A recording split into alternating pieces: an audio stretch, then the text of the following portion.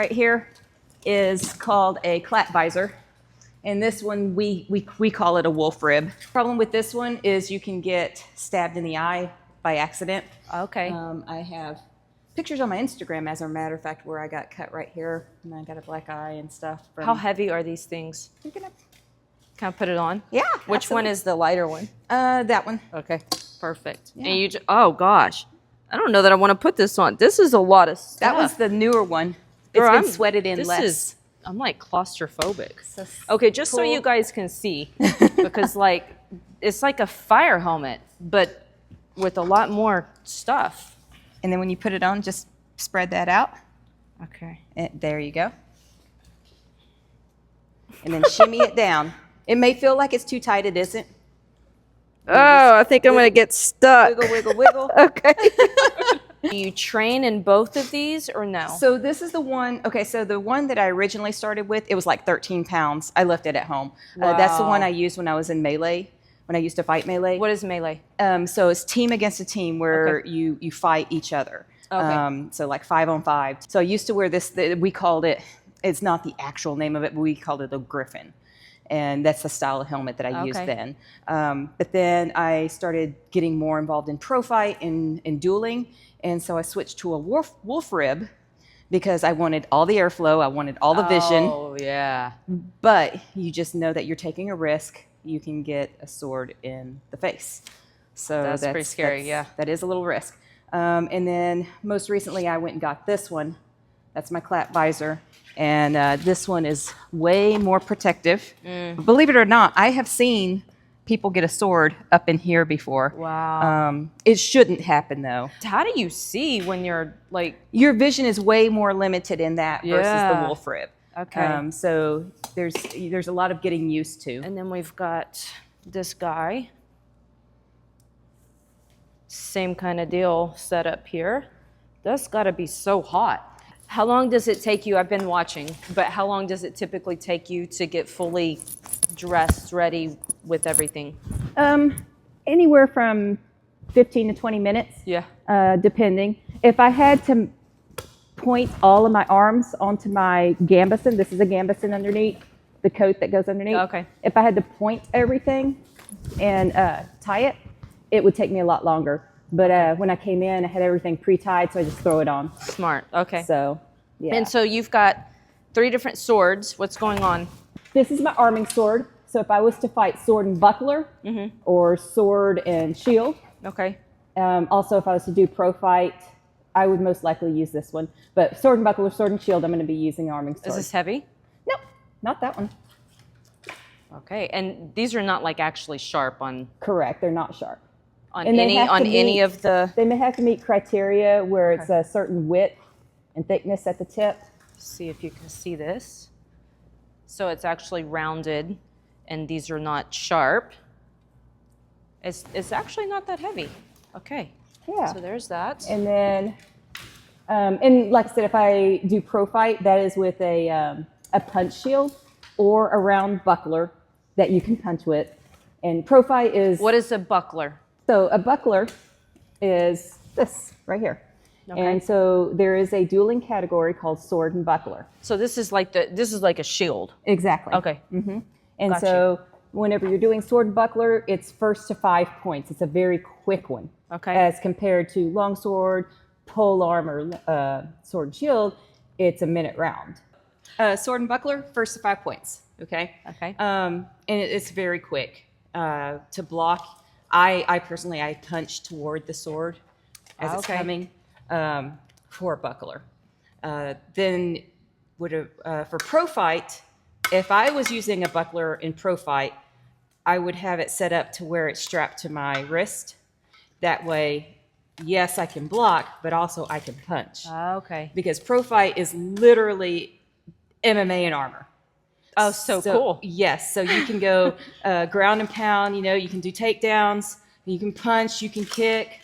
Wow. So you're pretty flexible in this stuff. Yes. Like it's bendable. If you get the armor custom made to fit you, yes, you're pretty mobile and flexible. How expensive is this stuff? Depending if you get hand-me-down versus, already or you have someone make it for you. Yeah. It can run anywhere from, you know, for the full set, gosh, it's been so long. Probably about 3,000 to 10,000, depending on what you're I getting. was thinking way higher than that. So that's Yeah, no, it's not too bad. Okay. It's not too bad. Well, it Gotcha. depends. Like I said, everything, it's dependent on a lot of different factors. I got mine back in 2019, 2020, 21. It's higher now. And also, are you getting steel? Are you getting titanium? So like my brig is titanium. My legs are titanium. My arms, I used to have titanium arms, but I switched over to steel. Why? Someone had, one of the armors that I met, his name is Gutfron. He makes his armor a little differently, but it's just as light as titanium. Okay. So, but it's stronger. Yeah. So Yeah. I just switched over to that. Okay. And it fit me a lot better. So, not that titanium doesn't fit. It was just the way he designs his armor. It fit me a lot better than the current titanium I had. Gotcha. So yeah, so that's that. And then I don't really compete in sword and shield, but sword and shield, you're going to have a larger shield. So, like I said, I don't compete in sword and shield. It's not my thing. But I have a wonderful friend, and she is our world championship. Her name is Shoshana, and she competes in sword and shield. Okay. She's amazing. Early September or end of August, we're supposed to have the local one at the brewery. Oh, yes. And I may fight in that one. It'll be my first time fighting in, you know, probably almost a year. Yeah. So, and we're going to talk about some of that stuff later. There's been some medical Navigations. challenges and things. Yeah. Yeah. So, by the way, go ahead and introduce yourself. I'm Julie. Last name is Slovacek. I go by Slovacek or Peterson. Slovacek is my main name. I'm just very proud of it.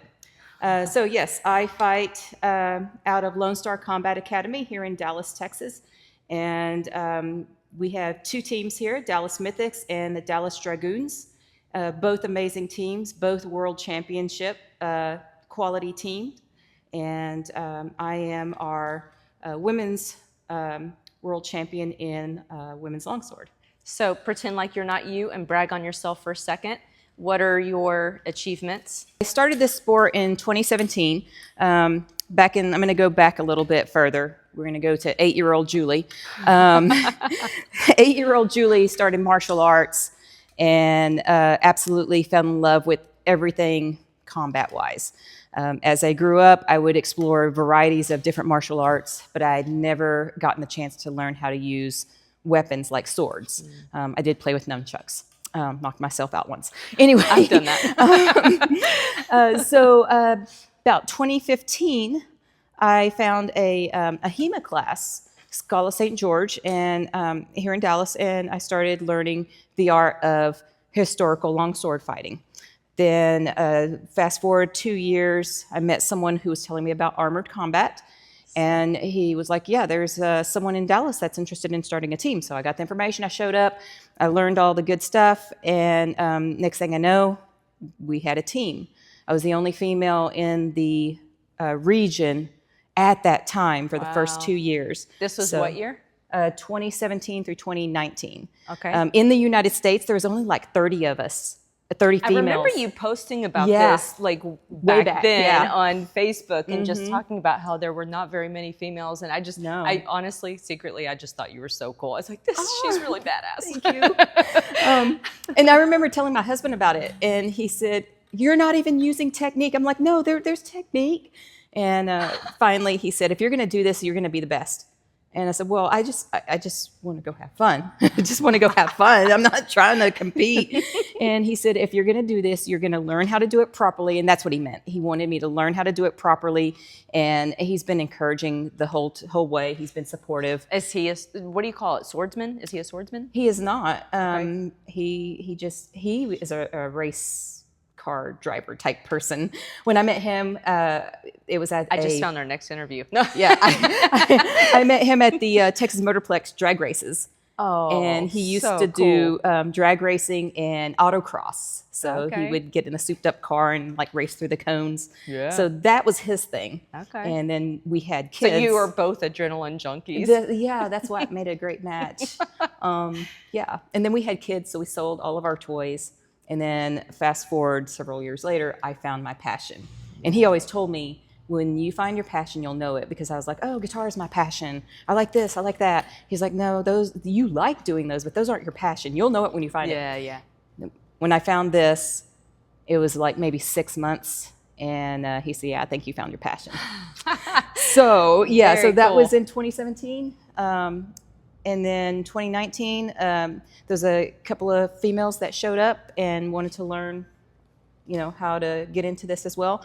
We started a team called the Dallas Mythics, and then once that got up and running, I stepped away from melee fighting and focused strictly on singles, duels, and pro fight. Okay. And then I narrowed it to longsword, which is my favorite. Very cool. So since 2019, I've been winning medals in longsword.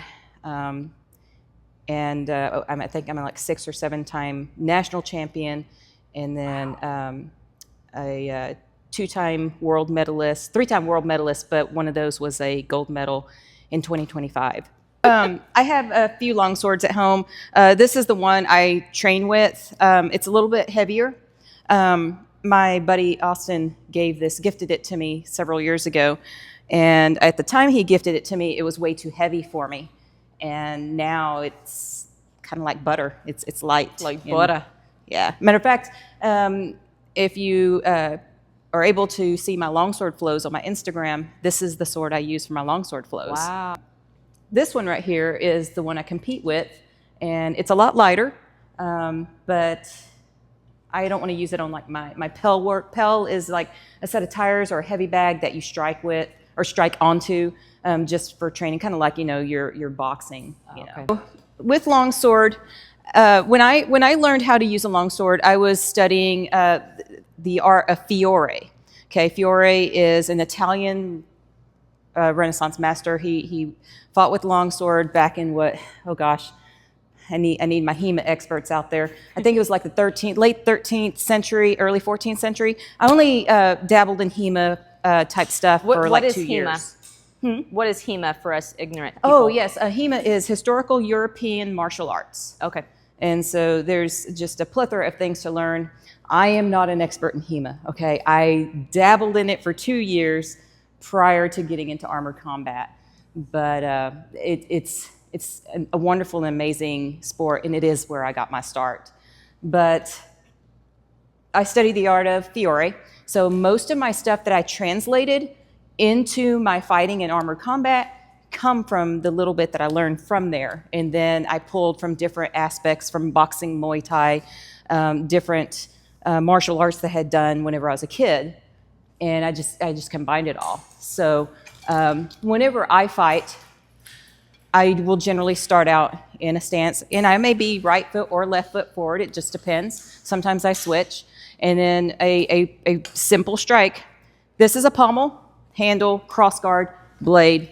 I'm going to strike pulling the pommel toward my body. And so whenever I strike, it's going to be like so.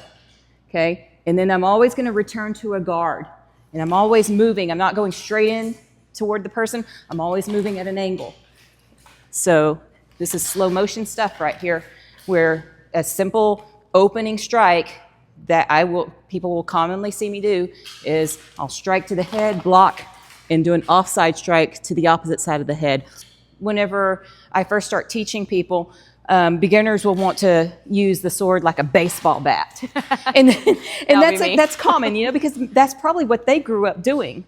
And so it's common to just, okay, long bat looking object, and we're going to strike. But whenever you grow up doing martial arts, your elbow placement, your wrist placement, your shoulders, all of that comes into play whenever you maneuver the sword. They have changed the rules lately, and I've been kind of out of the game for the past several months, but I believe you can still kick. No, you cannot kick anymore. Yes, I think you can still do a front kick, but you cannot do a round kick. And those of you who are more up on the rules are probably criticizing me right now. That's okay. There's always haters. Don't worry about it. I don't think that they count for points, but they're disruptive.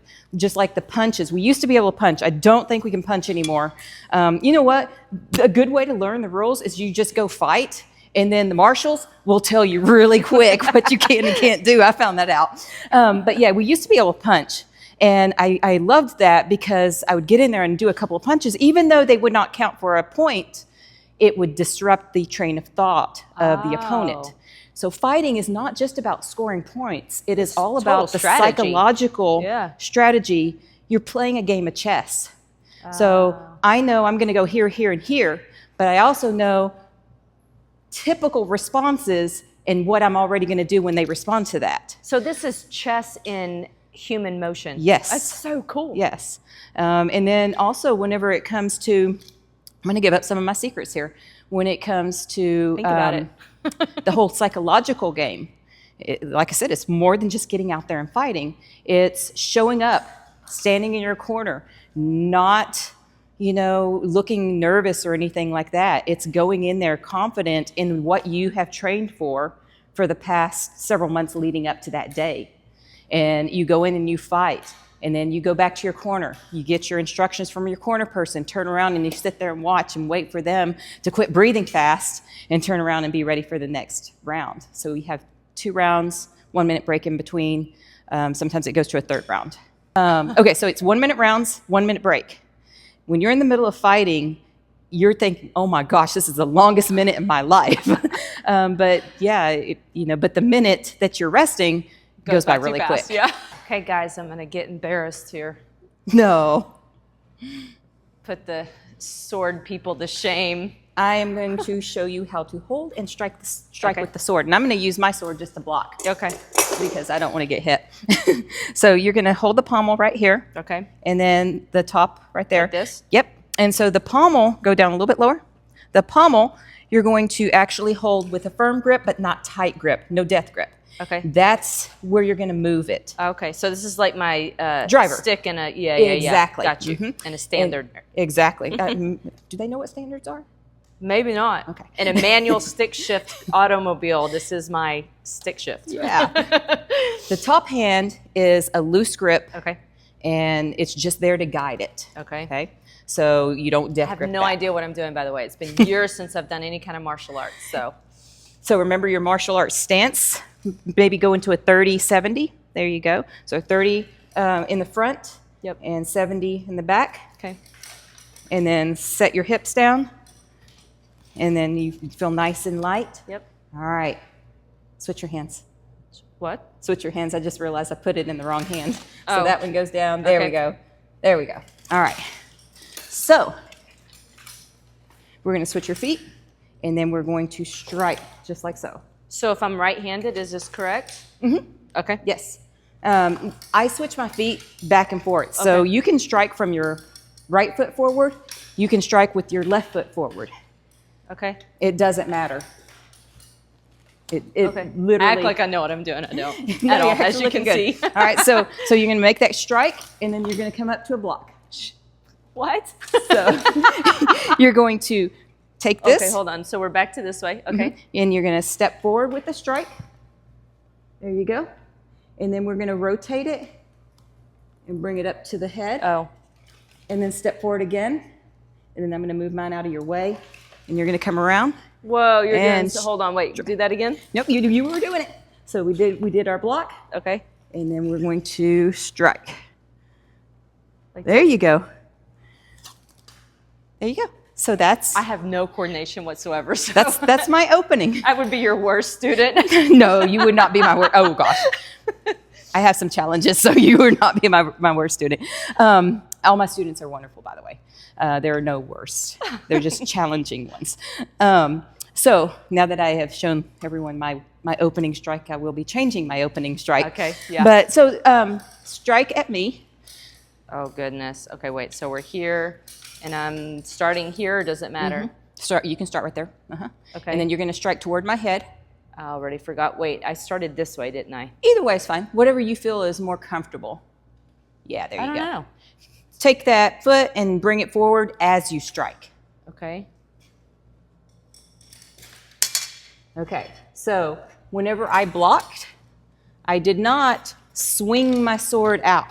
Okay. All I did is I took my core and then I turned. Okay. Okay, so whenever I block, I can take this nifty little cross guard right here, and I'm gonna do this in slow motion. I can come up Oh, wow. and down, and then hit the blade, and then we're back in action. Wow. So, okay, I'm learning like this. She just used this piece on mine. That's so cool. Yeah. Okay. Do it again.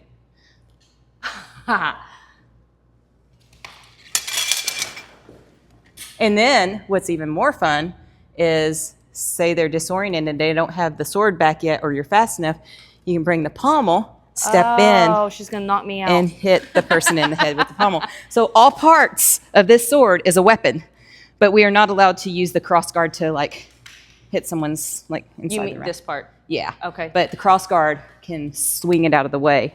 So recently I started something called the Sovereign Blade.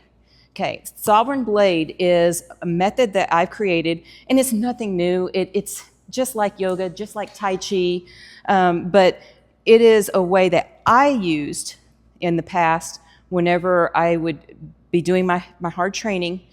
It was my way of recovery. And so back in like 2020, like when everything was shut down, like we didn't really have a chance to really work with each other that often.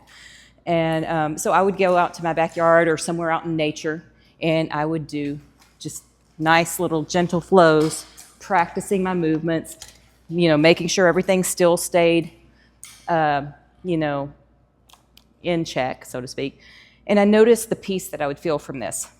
So then it became a thing to where I would do my training, and then on my recovery days, I would get my sword, I'd go find some nature somewhere, and I would start doing my flows. Okay, so that was, and it was kind of like a moving meditation. Then back in January of this year, I came down with a thing called sudden sensory neural hearing loss. And it was basically, I lost my hearing in one ear suddenly. And I was hearing loud sounds in my ear. It was a whole deal. But the only way I could find peace other than prayer would to be get out, because my doctor told me not to work out because he wanted to find out, what's affecting my inner ear. So he told me to pause my workouts briefly. So I would go out in the backyard, or I would take a drive to the country, and I would just do these nice little gentle flows.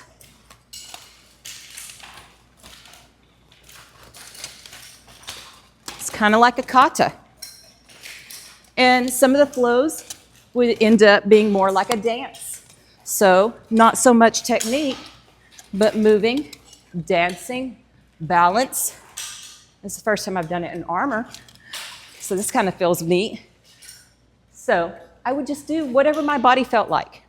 It was good for me, it was good for my physical body, it was good for my emotions, and it kept me moving, but it wasn't affecting my inner ear. One, how much does all of the armor weigh with the helmet, without the helmet? And then we'll answer that first, and then I'll ask you the next question. The armor can weigh anywhere from 40 pounds at the absolute lightest, which is kind of unheard of, but it's there, to 100 pounds. Wow, this is an amazing workout. Okay. Yeah, so my armor is 48 pounds. Okay. Ish, somewhere in there. Okay. With helmet, depending on which helmet I wear.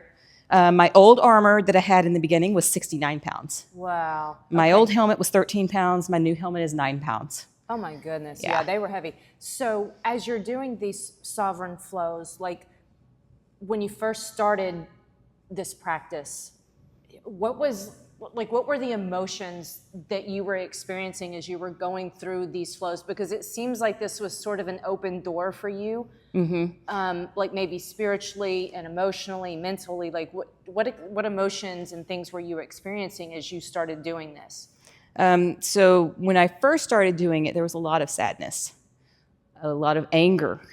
And as I would move through these flows, I would lose myself within the moment, and the anger and the sadness would go away.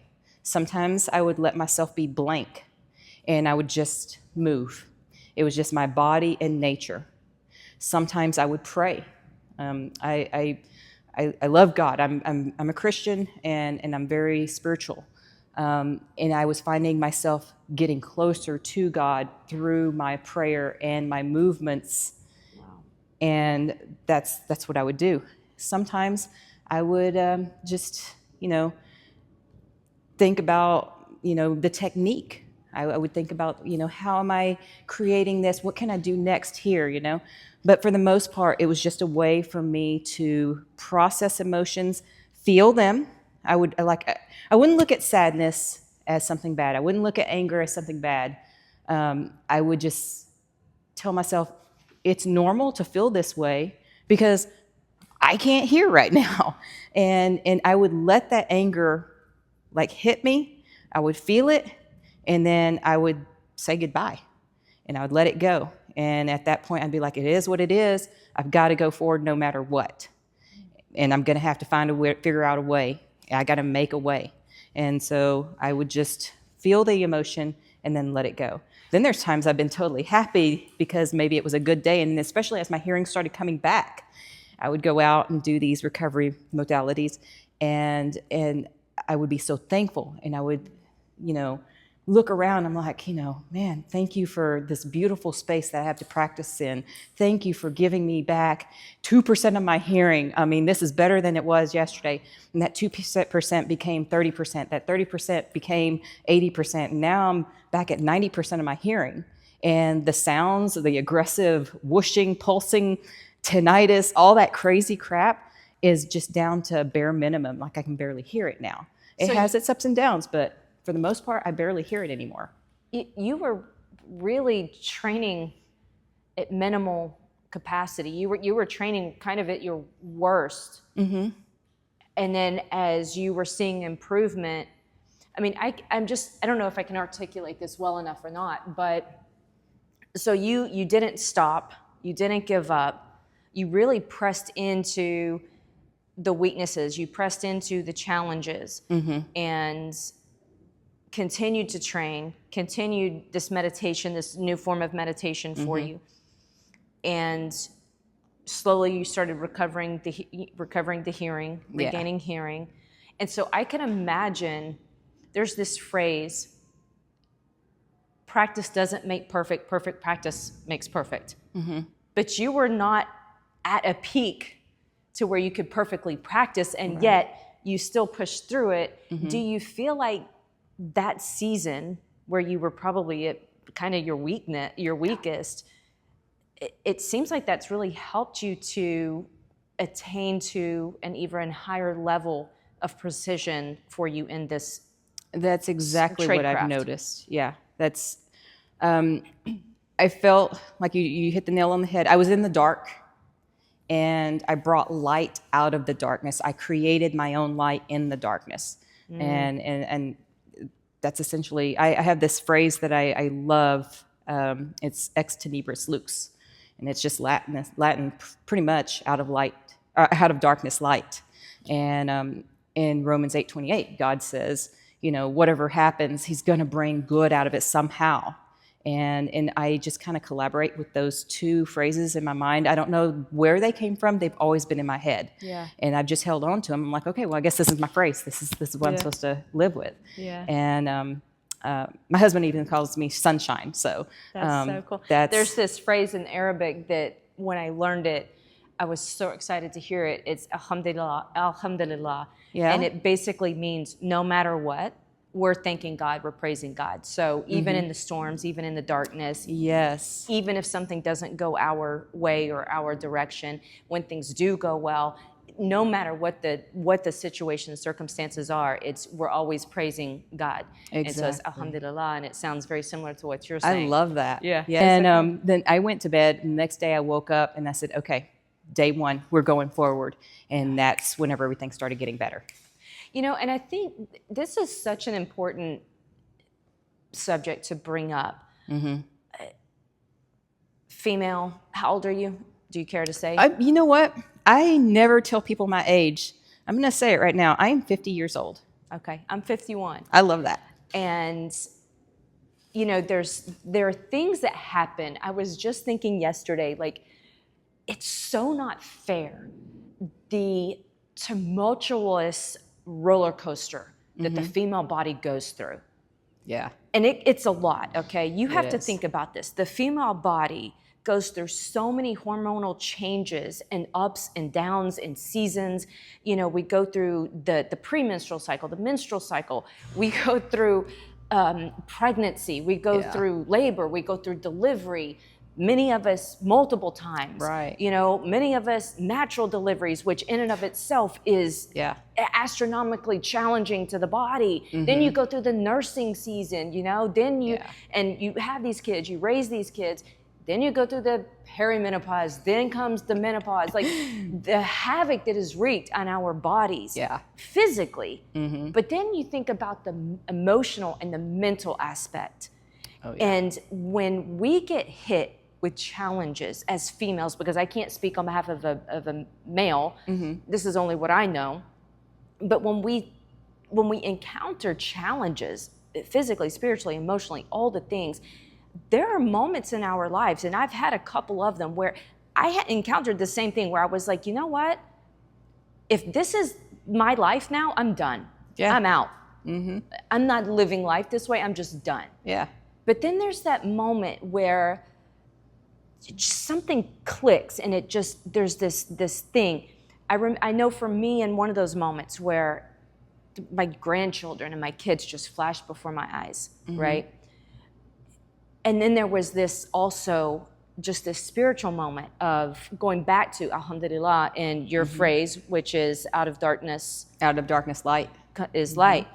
It was almost as if I felt my Creator like, so you're only willing to thank me and praise me when things are going your way? Yeah. This kind of feels a little prostitutional like, and I was like, oh wow, hold on, you know, wait a minute. Yeah. And very transactional. And in those moments I was like, you know what, no, I can rise above this. Right. And I'm gonna do whatever it takes. It's gonna suck, it's gonna be painful, it's gonna be challenging, I'm probably gonna fail repeatedly. But you find that thing that's inside of you that says, I'm gonna come above this, I'm gonna rise above this, and I'm gonna do it. Yeah. You had to find that on your own. There was nobody that could come in and do it for you. You found it on your own. And it seems like for you, it was in this form of the sovereign flows blade. And the, what did you call it? I call it the sovereign blade. Blade, okay. The name literally came to me. I was on a road trip with my husband, and I had just done a flow in front of this beautiful area in West Virginia. And we were driving home, and I said, the sovereign blade. And he was like, what? And I said, the sovereign blade. I'm going to take this public. I want to start teaching people how to achieve this.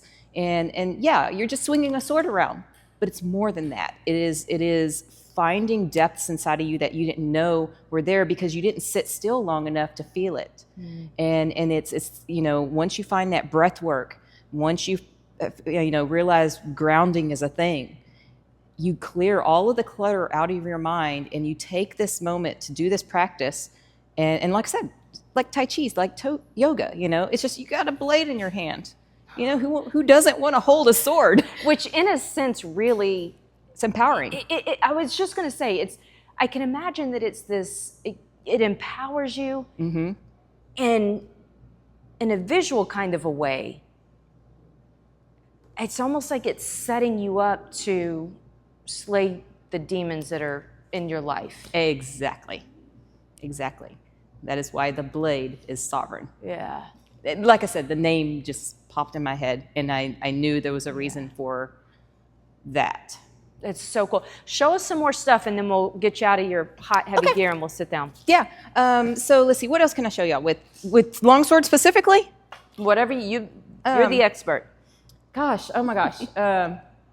You know, I would show you guys some stuff with the axe, but I have not picked up an axe in ages. But I do want to demonstrate it because it is a part of armored combat. So like I said, we went over sword and buckler. Okay, that was the little round shield. Looks so cool. Went over sword and shield. My favorite Sword and Shield person is Shoshana out of Colorado. And then we went over longsword. Then we have melees. I talked about that. There is also a category called poleaxe, and I've maybe fought this maybe twice back in 2017, 2018, but it is a duel with another person. And gosh, I'm going to embarrass all the poleaxe fighters because I don't know what I'm doing here. But basically, it's just like you're in a kayak and you're like doing the whole kayak thing. Let me think back to some of the people that I know that do this really well. You're just fighting another person with an axe, so you can use that axe. She says, and you're just fighting another person with an axe. You can hook them. You can hook their shaft, and then you bring your shaft up and wrap around, hit them, in the head. I don't know if they allow kicking. They may. But yeah, you're just trying to score more points than them by literally throwing the axe. I don't know, maybe if I trained with it long enough, I could compete in it, but yeah, I wish I knew more about it. But I did want to touch on it because I didn't want to leave that out. Yeah. I gotta ask, these rules. You can't kick and you can't punch, but you can use your sword and axe. I'm just so confused right now. You used to be able to kick and punch. I think you can still kick. I really need to brush up on the rules. I really do. Like I said earlier, I don't worry about it until the marshals come and tap me on my shoulder and say, you can't do that. And I'm like, oh, okay, I didn't know. It just doesn't make sense that you can use these weapons, but you can't punch and kick. It just seems silly. Yeah. I'm almost positive you can do the front kicks. The main things is you cannot strike to the back of the knee. You cannot strike to the throat. You cannot strike to the long part of the spine. You can hit them across the back, just not up and down. Got you. And that is obviously for safety. In the punching part, like I said, I got to brush up on those rules. Yeah. I feel like they took that out. I don't know why though, because punching's fun. Yeah. Now I know in AMMA in the pro fights, you can obviously you can. Yeah. And that's another thing. Okay, so AMMA, I didn't touch up on that. AMMA was started out of Nashville, and Mickey Gallus, he is the president of AMMA, and that is the pro fight arena that it's just basically, like I said, MMA and armor. And that's a really, really growing thing now. I think they went from 10,000 followers last year to over 700,000 followers this year.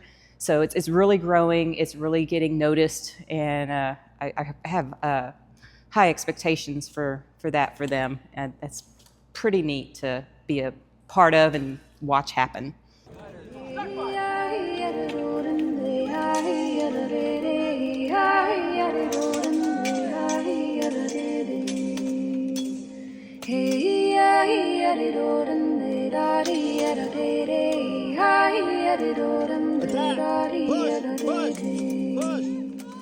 Hey